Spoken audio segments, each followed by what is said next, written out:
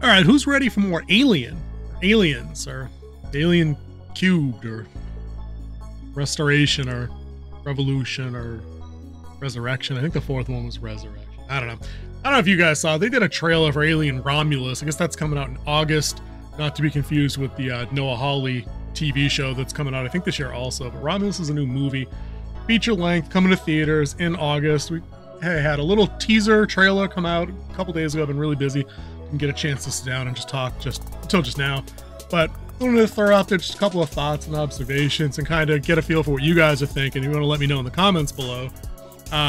There's got to be some fans of this franchise left out there. I used to be a big fan myself. I know my partner, King Z, he's not really in on the Alien verse as much as I might have been back in the day. But what do you guys think of Alien? Like, what's your baseline going in? What's your favorite one? Part one? Is it Aliens? Is there somebody actually out there that likes Resurrection over any of the other ones? We have any AVP fans in the room? If we do, I'll be available after the video with an 800 number. You guys can call and get some help for that. But anyway, so Romulus has a little trailer action coming out. And at first going in, you know, having been soured by Prometheus and by Covenant, which was awful, I was thinking to myself, who cares? Like, it's like so many other franchises, even if they're not destroyed by messaging, some of these things are just, they're too old, they're too like long in the tooth. All the originality has kind of been drip fed out of them a long time ago. They're basically dry, desiccated corpses that they're just out there in the desert. They just need to be left to get sun bleached and go away. But then here comes this trailer. And I have to say, I like a bunch of what I did see, but like the title card and the thumbnail says, you know, is originality expendable here? That's a throwback to the OG movie, if you guys didn't know. And, you know, Dallas is uncovering the crew orders that Ash had. You know, they had to go investigate the SOS signal, recover the xenomorph, and crew expendable. I just explained the joke, which is now awful. But anyway, I liked what I saw in the trailer because tonally, I think it looked a lot like what Alien and Aliens were at the beginning. Aliens obviously turns into a big budget action thing at the end with the Marines kicking total ass and they're getting smoked, but still, there was two different vibes. You know, the movie started the same way. They were tight, claustrophobic, investigative as they kind of go into, you know, figure out a threat, and then all hell breaks loose one way or the other. This movie kind of, it does harken a little bit back to Alien. You know, we get, it's a very measured, I think, trailer in most parts. It's very tonal. We get a bunch of slow kind of tracking shots. We get the sounds of people that are obviously, you know, they're being pursued. They're scared. They're frightened. And then we get the scream as that camera just kind of pans down over. I'm guessing that's one of the cryopods that's got like a blood smear in it. And then we break into the all hell breaks loose action collage part of the trailer. And most of what I saw in the action-y part, I'm like, all right. I mean, if it's drips and bits and flashes that come through like near the end of the movie, like getting into Act 3 and like hopefully the remaining survivors trying to sort out whether or not they're getting out or not. I hope, because what I don't want, like, I don't need to see 47 new kinds of xenomorphs on the screen. I don't need to see even the originals or the facehuggers or the Queen on the screen for like 50% of the movie runtime. These monsters work better in the dark. We've said that time and time again on this channel. It's what you don't see that will scare you. It's what you don't see that just, it kind of just chips away at the back of your mind while you're watching something. And then a random, you know, gust of wind on the back, you know, get you all goosebumpy and whatnot. We need that. What we don't need is an all-out slaughter fest in broad daylight like in Covenant, or hunting sequences like in Covenant. They just don't work. It takes the movie magic right away from these creatures. We can't have that. I do like a couple of the nods that the trailer gives out there. We got the one character, I'm guessing she's the lead.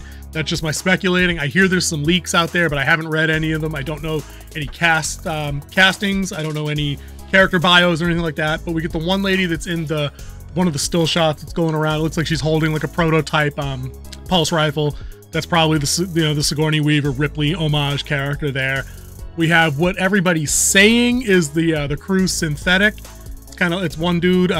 He's got darker skin. He's in that one shot where he's just kind of standing. You get the slight head tilt, you know, so he's looking a little weird. People are speculating he's a synthetic.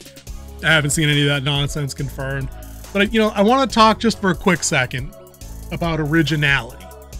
I get when you're on part 47 of a franchise like this, it's tough. It really is. It's tough to come up with an idea that deviates far enough from that original core concept so it's not a complete rehash, which I don't want. And I get it. We're tough to please. Fans are impossible. We are. You know, I don't want a beat for beat replay of Alien because they can't capture that lightning in a bottle a second time. I think that I'm done with because I don't think they could tell it right. The action-oriented story that we got in Aliens, because what worked about Aliens wasn't the action, it was the attachment you had to the characters. We still remember their names 40 years later.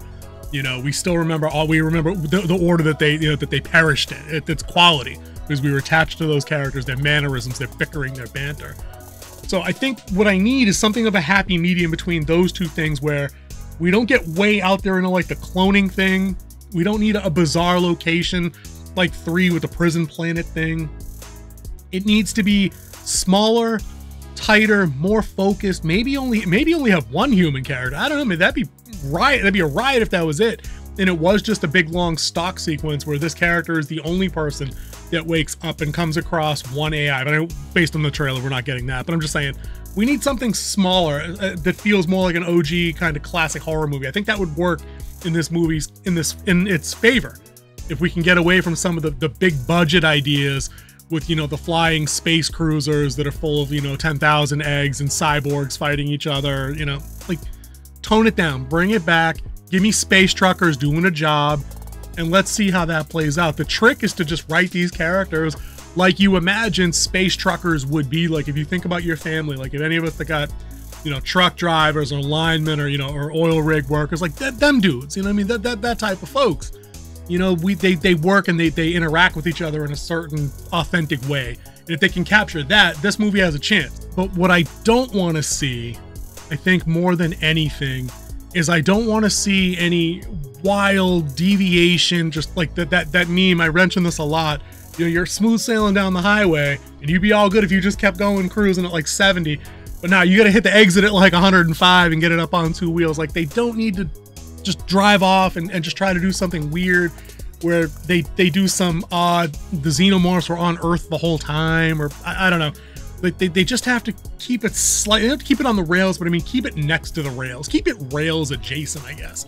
That way it just doesn't come across as you're trying too hard to do something I haven't seen. Like, I'm looking for familiar, but like 15-25% different. You know what I mean? Like, just advance the story a little bit. And that kind of brings me to my last point and my concern here is, again, having said this before, I'm not familiar with a lot of what went into this movie. I have not looked up synopses or, you know, timelines, and that's kind of the concern I wanted to bring up. If this movie's set on the timeline during the events of Alien or in between Alien and Aliens, they have to be careful with how they play out the end of this film, because when we arrive to the story beat that starts off Alien, this is humanity's first encounter with these beings, with these creatures. So if they're telling me this is a prequel and not a sidequel or a slightly afterquel, where did all that information go? You know, how did we not know that these things were out there? You know, there wasn't a radio beacon that was sent back to like let everybody know, hey, leave this ship alone, don't go here, don't do this. Like, it kind of reminds me of the kind of criticisms that we're going to have of the Acolyte for Star Wars in a couple of weeks or a couple months, where if, you know, the Sith have been gone for thousands of years, but you're selling me a show that happens 100 years before the fall of the Republic. Like, nobody knew there were people alive that would have been alive then. So how is nobody reporting now? Oh, hey, holy shit, we had some information on them. They weren't gone for 1,000 years. Like, why are we all caught off guard? I think that might apply here. So it'll be interesting to see how they resolve the timeline. If this is happening around Alien, or if maybe it's simultaneous. It was just another ship in a different sector that came across another batch of the eggs. Who knows? It'll be interesting. So I'm going to go into this one with a slightly open-mindedness that I try to bring to some of these things, but it does get tough, especially when these sequels go so long. You know, I have some concerns. I think there's a couple of articles out there that are saying that the director of this movie here says that there's connections to Prometheus and Covenant. And I'm like, oh no, I didn't need that. I definitely didn't need that. I was hoping for more of a clean slate. I think you definitely would have benefited from that. But that's it for me on this one. I'll keep my fingers crossed on Alien Romulus. We'll see what happens. Let me know what you guys think in the comments below. Is there any hype left for this franchise? Or does it just need to be like dead and buried like Terminator, and we move away from it and we just start telling new stories and adapting new things? Let me know. We'll talk.